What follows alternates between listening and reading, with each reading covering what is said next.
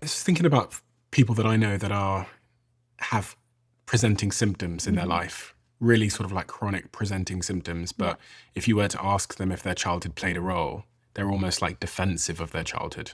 So defenses are important. Defenses protect us. So, and people also have a misunderstanding of what therapy is about. The kind of therapy, I'm a psychoanalyst, so we don't, people think you go to therapy and they take your defenses away from you. I would never take someone's defenses away unless I could help them to replace them with healthier defenses. So what we do is an exchange. Like, you don't take your foot off a landmine unless you have a really big rock to put in its place, right? So if you're going to let go of one defense, you have to trust the person you're working with that you'll find a better, healthier defense to protect you. Give me an example. If you used anxiety in childhood, if you used the anxiety to get attention. What if you complained as a child and you went around and said, "Oh, I'm worried about this and I'm," and so in a way it serves a purpose. That anxiety, that complaining, that expression of emotion, it gets the attention from your parents. And suddenly, and I do believe that there's a lot of this going on. A lot of kids are breaking down and saying, "I'm anxious, I'm depressed."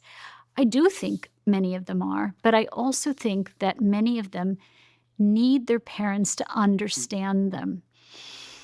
So that would be what I call it's a defense, but it's an unhealthy defense because what ends up happening is that the parents stop being able to hear them because they complain and the anxiety starts to grate on the parents and the parents pull away, right?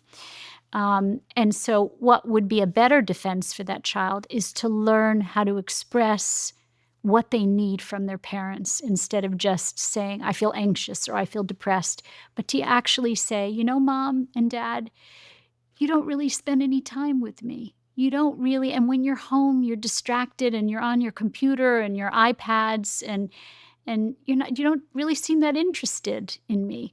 And so that's a better way of going about getting the attention that they need. So you're never taking something away from someone unless you have something better to give them.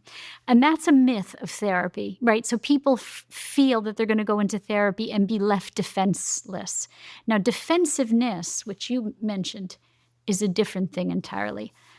When someone is defensive, it means that it's an unhealthy defense. It means that you hit something. So when you say to your friend, "Do you have any childhood trauma?" and they say, "Absolutely not. What do you," that defensiveness, as opposed to someone who says, I can't think of any. Maybe when, so the ability to introspect about the good and the bad and integrate the good and the bad is a healthy sign. If you have a friend who can't talk about the sadness of their childhood, or a friend who can't talk about the happiness, who can't integrate the good and the bad of their childhood, something happened there. And if you have a friend who won't talk at all, then you really know something happened there. You hit a sensitive spot.